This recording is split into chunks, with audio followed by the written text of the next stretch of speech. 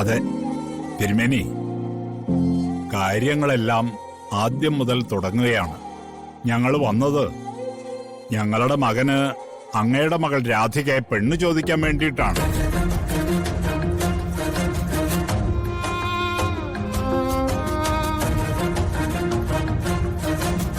എന്നാ പിന്നെ അത് നടക്കട്ടെ. യശോദേ, മോളെ വിളിക്കുക.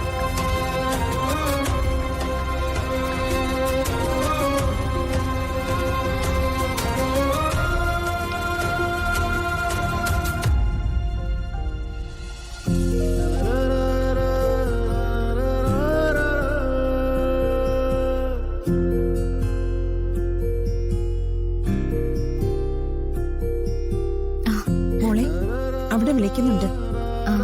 അമ്മേ, ഞാനിന്ന് ഫിദ മാഡത്തിനോട് ചടങ്ങിനെ പറ്റി പറഞ്ഞില്ല. അയ്യോ, മനസ്സിന് ഒരു വല്ലാത്ത വിഷമം. ഫിദ മാഡം കൂടി ഉണ്ടാവേണ്ടതായിരുന്നു. മോള് പറഞ്ഞു കാണുന്ന ഞാൻ കരുതിയത്. എന്താ മറന്നുപോയത്? അല്ല, അമ്മയുടെ സ്ഥാന. എന്നിട്ടും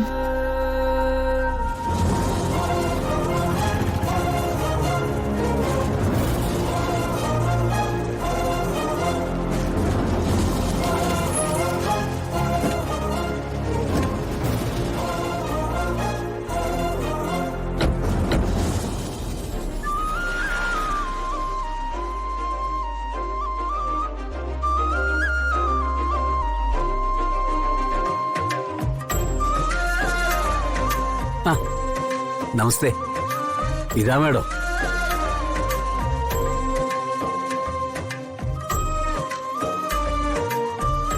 ഞാൻ ഒട്ടും പ്രതീക്ഷിച്ചില്ല.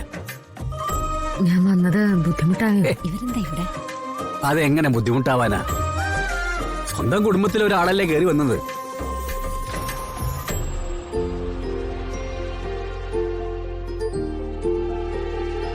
പരമേശ്വരൻ സാറിന് ആളെ മനസ്സിലായില്ലേ? ഞാൻ നേരിട്ട് കണ്ടിട്ടില്ല. പക്ഷേ കണിമംഗലത്തിന്റെ ഇപ്പോഴത്തെ സമാധാനത്തിന് കാരണം ഫിദ മാഡമാണ്.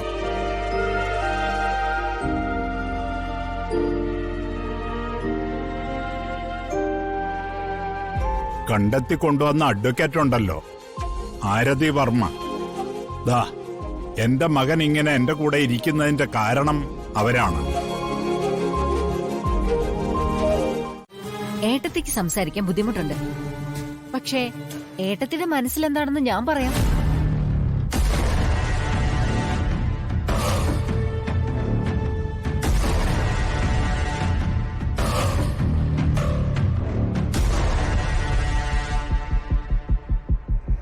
രാധികയെ വരുണിന്റെ വധുവായി അംഗീകരിക്കാനേ ഏട്ടത്തിക്ക് കുറച്ച് ബുദ്ധിമുട്ടുണ്ട്.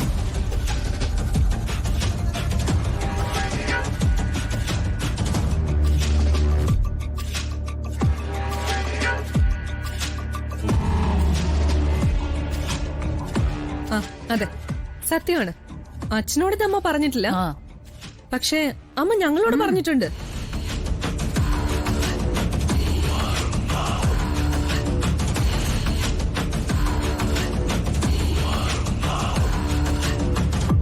പത്മിനി, എന്താ ഇത്?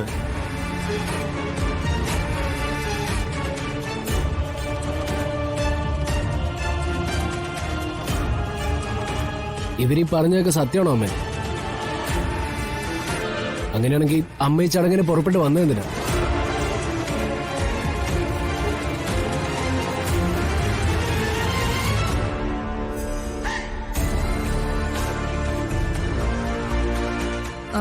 അവിടെ വെച്ച് ഇതൊക്കെ പറഞ്ഞാ നിങ്ങൾ സമ്മതിക്കോ? കൂടി വന്നാ അമ്മയെ നിങ്ങൾ ഇങ്ങോട്ട് കൂട്ടില്ല. അതല്ലേ സംഭവിക്കാം.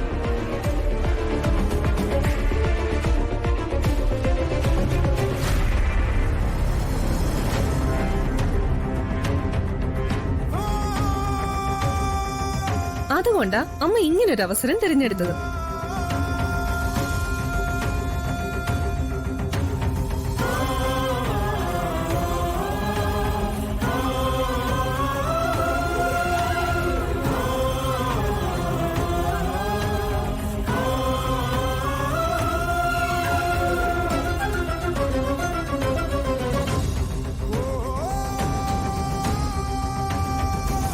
മോളെ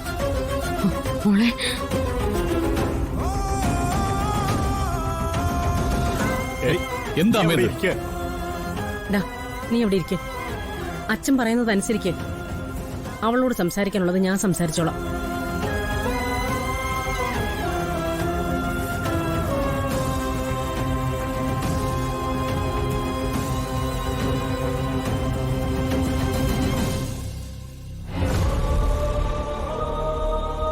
പരമേശ്വരൻ സാറേ, എന്തിനാ ഇങ്ങനെ ഒരു അവസരം ഉണ്ടാക്കിയത്?